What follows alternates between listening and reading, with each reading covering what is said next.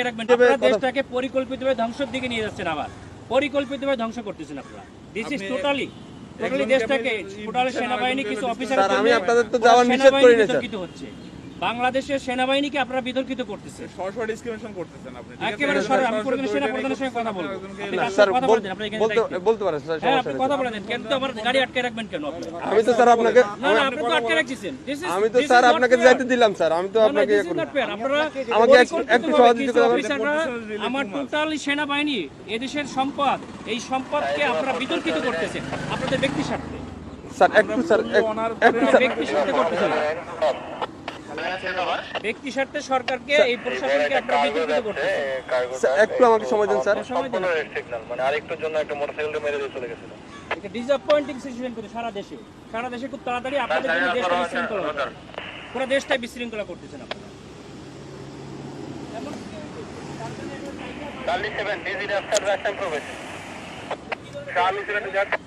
Sir আসসালামু আলাইকুম sir, কপাল নিজাম সালিনান থেকে স্যার।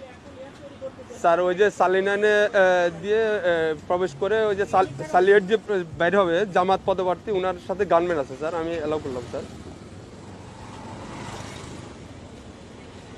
এমপি পদপ্রার্থী, সংসদ পদপ্রার্থী, ওনার সাথে গানম্যান আছে স্যার। আমি এদিকে তারেক জিয়ার প্রতিদ্বন্দ্বী ডাক্তার এস এম খালেদুজ্জামান বলেন স্যার, ওই যে বলেন তারেক জিয়ার প্রতিদ্বন্দ্বী 17 আসনে স্যার ওইটাই উনাকে বললাম স্যার, উনি আমার সাথে আমার সঙ্গে কথা বলে দেন। আচ্ছা স্যার একটু কথা। হ্যালো আসসালামু আলাইকুম, আমি doctor S M Khaleduzzaman, Dhaka 17 আসনের জামাত ইসলামী। না কিন্তু আপনারা তো তারেক জিয়ার জন্য জিব্বা দিয়ে রাস্তা পরিষ্কার করে ফেলতেছেন, তাহলে আমাকে কেন দিবেন না? Why not? আপনি শোনেন, আপনার নাম কি বললেন? আপনি দেশটাকে পরিকল্পিতভাবে আমাদের মধ্যে এটা কেওয়াস সৃষ্টি করতেছেন আপনারা। নো নো নো নো, কেন নয়?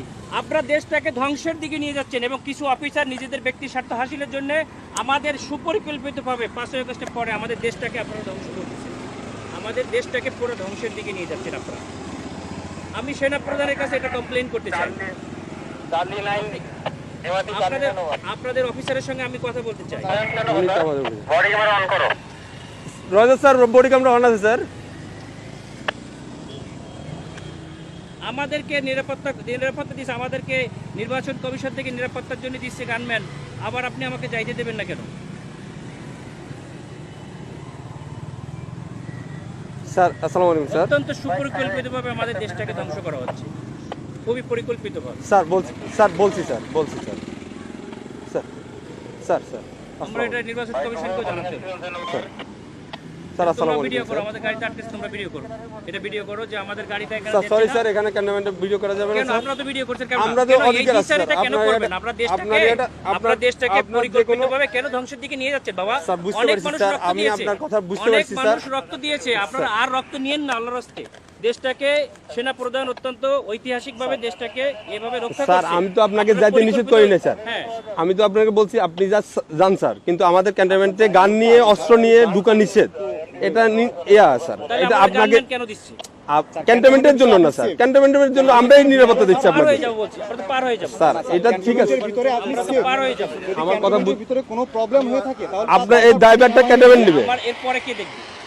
এরপর স্যার আপনি ওই ক্যান্টনমেন্ট পার হওয়ার পরে স্যার আপনার গানম্যান থাকবে স্যার। আমার এখান থেকে আমি থাকবে না, তখন আপনার দল দিয়ে পিটাইবেন আর আপনারা অন্য দল দিয়ে পিটাই আপনাদের দেখবেন, স্যার আপনি দেখবেন। ক্যান্টনমেন্টের ভিতরে তারেক জিয়ার সঙ্গে তো আপনারা হাজার হাজার রক্ত নিয়ে যাচ্ছেন, কেন নিয়ে যাচ্ছেন? স্যার এটা এখন আমি আপনাকে জবাবটা আমি দিতে পারতেছি না। কেন পারবেন না? আপনার যদি আপনি যদি কোনো সমস্যা, আপনারা তো প্রশাসনের লোক, আপনাদেরকে জবাব স্যার দিতে বুঝতে তো হবে। আমাদের যদি কোনো ইয়া থাকে, আপনার যদি কোনো কমপ্লেইন থাকে, আপনি তো স্যার বললেন যে আমাদের স্যারের সাথে কথা বলবেন, হ্যাঁ, আমরা ওনার আপনি সাথে কথা বলেন স্যার। আমি তো আপনার ওই না, না, ইয়াটা এটা দিতে পারবো না বলুন না, আমরা পারবো না, এটা অসহায়ত্ব প্রকাশ কেন স্যার। করবেন? এটা তো আমার যেটা নিয়ম স্যার, রুলস আপনারা পরিকল্পিতভাবে দ্বিচারিতা কেন করবেন?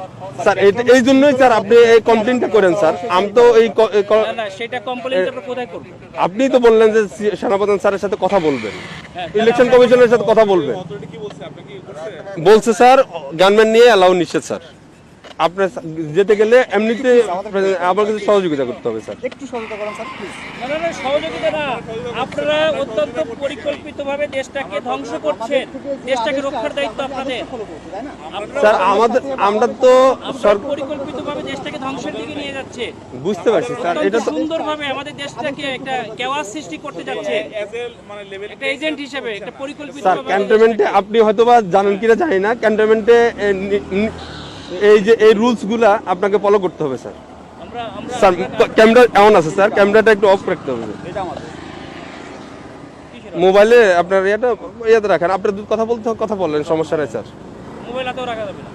হ্যাঁ রাখা যাবে, আপনি ইয়া করতেছেন স্যার। বলছি, আপনি যেতে পারবেন স্যার, কিন্তু শুনেন, আপনার যে গানম্যান এই সময় বুঝছেন, স্যার। সময় সবসময় থাকে না, ঠিক আছে? আপনাদের সময় সবসময় সমান যায় না। স্যার বহুত বড় বড় অফিসাররা স্যার। আদর্শে 5ই আগস্টে পরে আমাদের যাইয়া স্যার আমরা কিছু বলি নাই, স্যার আমরা এরকম কুকুরের মতো পাছাটা হই নাই, স্যার ঠিক আছে? স্যার আমরা এখন গোলামির না আপনারা তো না, গোলাম হয়ে স্যার, গেছেন। আমরা- আপনারা অলরেডি গোলাম হয়ে গেছেন, দেশটাকে ঠিক। বিক্রি করে দিয়েছে একটা দলের কাছে, দাও, তুমি দেশটাকে পরিকল্পিতভাবে গোলাম হয়ে গেছে।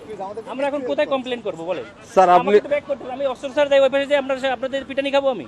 কেন আপনারা আমরা পিটাবে আমাদেরকে কেন শুধু আপনারা এই জগন্নাথে মারামারি করতেছে আপনাদের গাড়ির সামনে ঠেকাইছেন।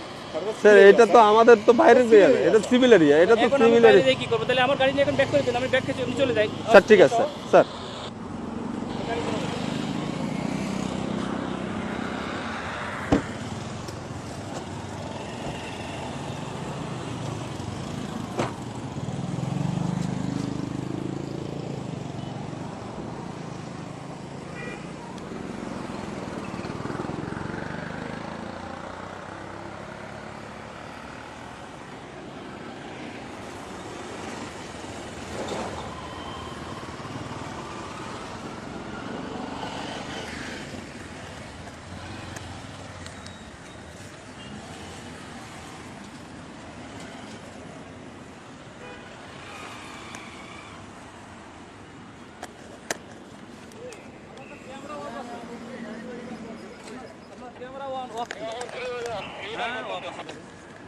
আমি তো দিক থেকে দেখলাম যে স্কুলে দেখা যাচ্ছে না।